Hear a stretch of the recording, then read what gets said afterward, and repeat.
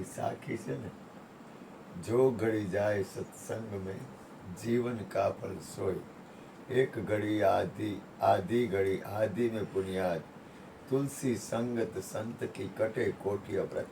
कुछ तो है भाई. હું અહીંયા ગયો ને દવાખાને, બાપાના માથા ઉપર હાથ મૂક્યો, સૌ મંત્ર બોલ્યો અને ચરણામૃત ઓલા દીકરાને કીધું તું પાઈ દે નળીથી.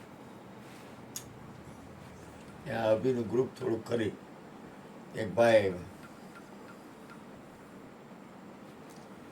દોસ્ત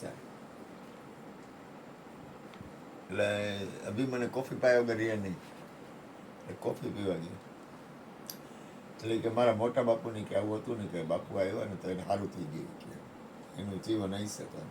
તો કે ઈશ્વર કરે બધું, કે કોઈ કંઈ કરતું નથી, આપણે નિમિત્ત બની કે. મેં તો બરોબર એમ જ છે કીધું. પણ હું વિચાર કરું છું, અહીં તુલસીદાસ એમ કહે છે, એક ઘડી આધી ઘડી આધી મેં તુલસી आदि में पुनियाद, तुलसी संगत संत की कटे कोटि अपराध. તો કરોડો અપરાધનો નાશ થઈ જાય છે સંતોના સંગમાં. હરિગુરુ સંતોના સંગમાં કરોડો અપરાધનો નાશ થાય છે. હા, 6 જ મિનિટમાં. 1 ઘડી એટલે 24, આધી ઘડી એટલે 12, આધી મેં પુનિયાદ એટલે 6 મિનિટ. તમે સત્સંગમાં સંતોનો સંગ કરો અને કોઈ સંતનો સંગ થાય તો તમારા કરોડો અપરાધનો નાશ થાય છે. વિચાર તો કરો. તો ઈશ્વર તો કરુણા કરે જ છે, પણ સત્સંગ અને સંતોના સંગમાં કંઈક ફાયદો છે, કંઈક કુછ તો હે. આ મારું વાક્ય નથી, સંતોના વાક્ય છે. સંતો ખુદ એમ કહે છે, તુલસીદાસે કીધું એમ. એક વસ્તુ મને બી સમજાય છે, ભલે આપણામાં મારામાં કાંઈ ન હોય ગુરુ કૃપાથી, પણ એક વસ્તુ તો ખરી ને કે કૃષ્ણની કૃપાથી આ સત્સંગ હાલે છે તો શાંતિ તો થાય કે નહીં? એમ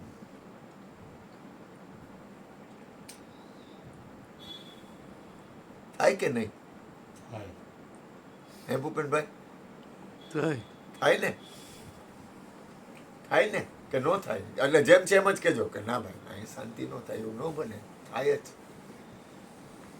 જો કૃષ્ણ આ સત્સંગ ન કરતા હોય તો મને તો મારે તો પછી ઠીક છે, ગુરુ મહારાજની જેવી કૃપા. પણ એક વસ્તુ, એક નિમિત્ત માત્રથી એક સત્સંગનો એક માહોલ, એક પ્રભુ ભજનનો માહોલ, એક પરમાત્માના નામનો માહોલ, ખરેખર તો નક્કી પરિણામે ભલે જે આપણે નક્કી કરી, જેને જે નક્કી કરવું એ કરે. છૂટ, સ્વતંત્ર છે. દરેક વ્યક્તિ સ્વતંત્ર છે. મને તો કોઈને બંધનમાં રાખવા ગમે નહીં. જેમ જે ભજન કરે એમ, જેમ કરે તોય ભલે, ન કરે તોય ભલે. પરમાત્માના નામમાં સુખ છે.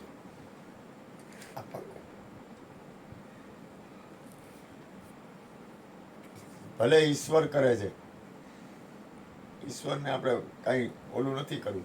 ઈશ્વર કરે છે એ બરોબર, પણ છતાંય ઈશ્વરને પણ પરમાત્માનું નામ જ ગમે છે.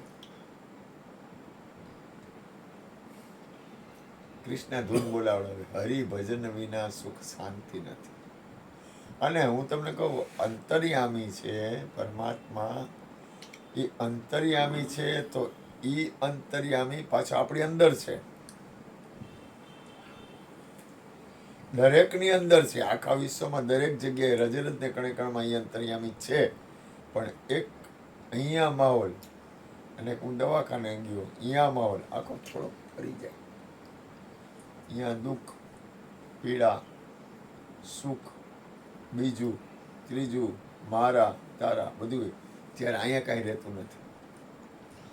અહીંયા તમે મૂળ સ્થિતિમાં આવો, તમારી સ્થિતિમાં આવો એટલે અહીંયા એક સદગુરુ મહારાજની કૃપાથી એક પરમાત્માના નામનું વાતાવરણ, દિવ્ય વાતાવરણ, એક દિવ્યતાનો અનુભવ થાય. એક એવું એક એવી શાંતિ, પરમ શાંતિનો અનુભવ થાય. પરમ શાંતિ, શાંતિ નહીં, પરમ શાંતિ. એટલે કહેવાનો મતલબ શું છે? ગુરુ કૃપાથી તો મને તો ફાવી ગયું, એટલે પછી બીજું કાંઈ ટેવ પડે નહીં. એક ગુરુની કૃપા થઈ ગઈ. આજે ઈ ભાઈ તેડવા આવ્યા તો મારી અંદર કાંઈ નથી, પણ સદગુરુ પરમ તત્વ પરમાત્મામાં તો કાંઈક છે જ ને. આપણી અંદર કદાચ આપણી કરતાં મારી અંદર કાંઈ ન હોય, પણ એક પરમાત્માના નામ ભજનમાં કાંઈક તાકાત છે એવું મને દેખાય છે. કારણ કે ઓલા ભાઈ હું કીધું કરે છે ઈશ્વર, એટલે એને હું કીધું આપણે કાંઈ કરતા નથી, એટલે કોઈ કાંઈ કરે એટલે કાંઈ થાય એવું નથી. પણ છતાંય મારો અંતરાત્મા એમ કહે છે કે પરમાત્માના નામમાં બધી તાકાત છે. એક એના નામમાં. નામ એટલે આપણે સત્સંગ કરીએ, ભજન કરીએ, કીર્તન કરીએ, પણ છતાંય કાંઈક તાકાત તો છે જ. હું રણછોડદાસજી બાપુના આશ્રમમાં ગયો ને તો ગુરુકૃપાથી અહીંયા ઓલું હાલતું હતું રામાયણના પાઠ. તો ગુરુદેવનો ફોટો હતો ને એના હૃદયમાં રામ અને સીતા હતા. આ કૃષ્ણનો ફોટો લઈ તો કૃષ્ણમાં ગુરુ મહારાજ હોય. આ આપણે ભાઈ બાપભાઈનો ફોટો રાખી, બાપભાઈનો ફોટો હોય તો એમાં પુનિત મહારાજ હોય જ. એમ ગોરધનભાઈ લઈ તો એનામાં સત્સંગ હોય. ઉપનભાઈની અંદર જે હોય એની અંદર એની રીતનું ભજન હોય. ગુણુભાઈની અંદર એની રીતનું ભજન હોય. માળીની અંદર એની કુછ તો હોય જ. અશ્વિનની અંદર એની માળનું ભજન પણ હોય તો ખરી જ. કારણ કે આ આપણી અંદર જે ચૈતન્ય તત્વ છે ને એ પરમાત્માના ભજન વગર રહી શકે એમ જ નથી. જાણે અજાણે પરમાત્મા તરફ આખું વિશ્વ એનું બનાવેલું છે એટલે એના તરફ જ ગતિ કરે. પણ એ પછી એના કર્મ એટલે એ ક્યાંક રોકાઈ જાય તો એ રીતે પછી પરિણામે તો કૃષ્ણ પરમાત્માની અંદર આખું વિશ્વ હમાય છે. એમ પરમ તત્વ પરમાત્મામાંથી આખું વિશ્વ છૂટું પડ્યું છે અને પરમ તત્વ પરમાત્માની અંદર આખું વિશ્વ હમાય છે. આપણી સ્થિતિ પરમ તત્વ પરમાત્મામાં અથવા આપણા નિજ તત્વમાં એક એવું નિજ તત્વ છે આપણું, એક આપણું સ્વરૂપ છે, એમાં આખું વિશ્વ હમાઈ જાય છે. અથવા સદગુરુ પરમ તત્વ પરમાત્મામાંથી આખું વિશ્વ નીકળે છે અને સદગુરુ પરમ તત્વ પરમાત્મામાં આખું વિશ્વ હમાઈ જાય છે. બોલો સદગુરુ મહારાજ જય. જય.